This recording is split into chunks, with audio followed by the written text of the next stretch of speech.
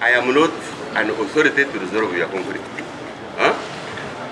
I am here to execute an order that this meeting should not take place on court order. The order you're trying to enforce is wrong. Is 1 month ago.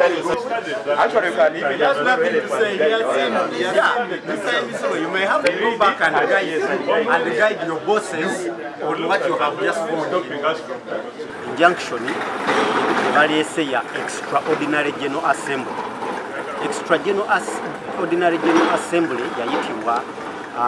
yayitibwa executive mwezi guwedde era yalinga 3 naye injunction gye bazze okustopinga yo ya annual general assembly wajje bayita AGM eri mu constitution ya FMU era nga n'olunaku lwayo lubeera fixed era kye tutamanyi nti what next assembly eyo okuba eri mu constitution gwetatuula what next.